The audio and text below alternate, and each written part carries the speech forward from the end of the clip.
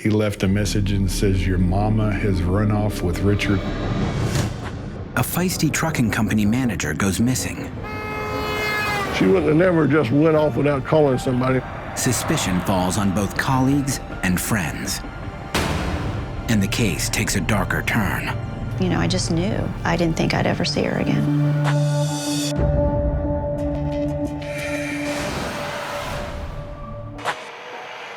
It's December 2000 in Jacksonville, Florida, and 51-year-old Jackie Markham is racing to finish work early.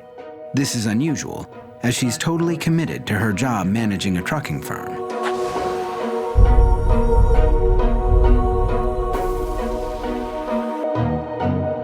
She had a really good work ethic, worked really, really hard, almost too much. Never really took vacations.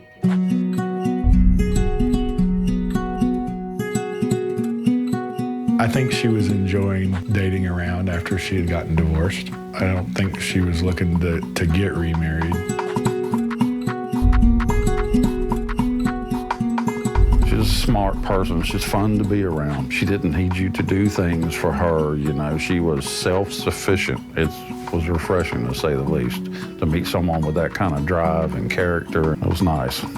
She was a heck of a girl.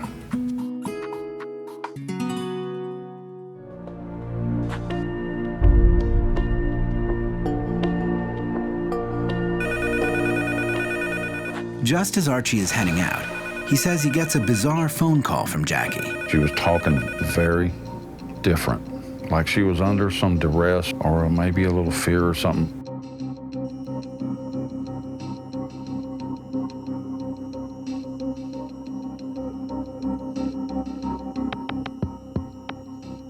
Archie says both the conversation and the tone of Jackie's voice are disturbing. And then the phone went dead. And right then, just started getting this weird feeling. She wasn't talking right. Something just don't feel good here. I came inside for just a minute, and I got in my car, and I went over there. And when I got there, her car's there, and no Jackie.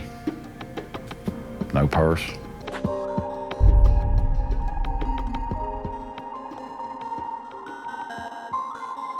He left a message and says, "Your mama has run off with Richard." And we knew that Richard was a friend of Jackie, and they had had a friendly relationship, but it just didn't make much sense. But time passes, and Jackie doesn't reappear.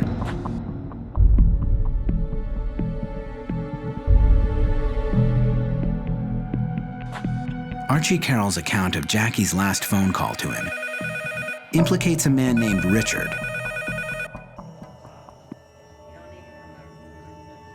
She seemed to be, you know, pretty interested in him and talked to Todd and I about it. Archie later learned Jackie had gone to a barbecue at Richard's house that day.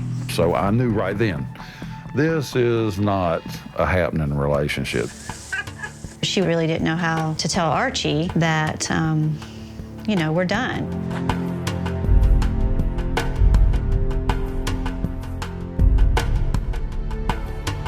Investigators then wonder, could Archie have been lying about the phone call? Archie's roommate at the time remembers seeing a call come in from Jackie's home. If Jackie did call, could Archie have misunderstood her? Or perhaps, faced with an intruder, she was being forced to make up a reason to prevent Archie from coming over.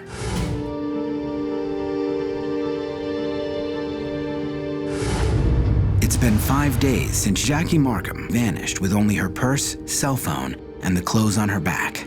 I just knew immediately that it was foul play. You have to look at everything. People that work with her, people that associate with her, people that may have come into her life in the last few months.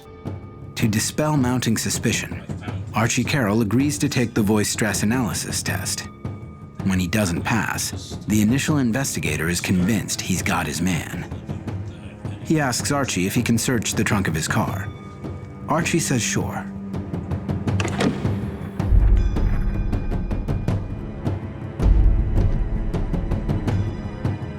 Poor performance on a voice stress test is all investigators have on Archie Carroll.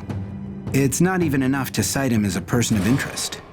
He was very cooperative in the beginning, and then eventually got a lawyer, and from there, you know, everything seemed to be coming from his lawyer. Then, With the investigation stuck in an apparent logjam, there's a startling discovery. 5 days after Jackie's disappearance, her purse turns up. But where it's found just doesn't make sense.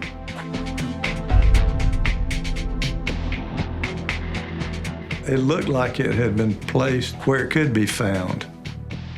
But who left it there, and why? The purse is sent to the crime lab of the Florida Department of Law Enforcement, but the only prints they find are those of the man who picked it up from the ditch.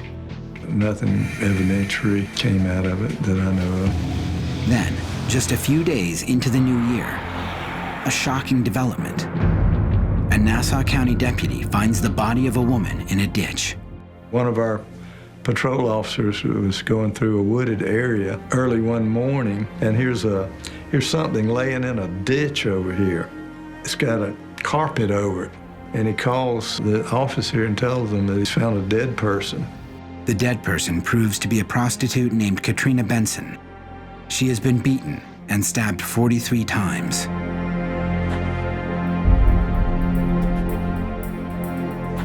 He was known as a serial rapist. They had him on about 7 cases out there. During interrogation, Emerson admits killing Katrina.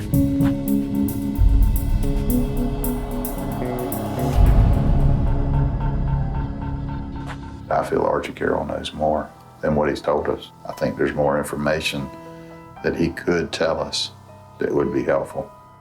Archie steadfastly maintains he had nothing to do with Jackie's disappearance, and he has not been charged with any crime. This boy ain't chipped out of that kind of stone. I ain't gonna go meet my maker with no bad rap hanging over my head. Mm-mm. Even though he's retired, Tommy Reeves is still haunted by this case. It's been very frustrating. I have a lot of sympathy for the family, and before I die, I'd like to see the case resolved.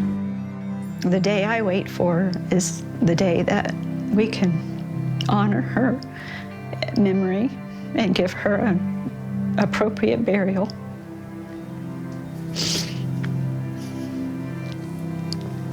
That's what she deserves.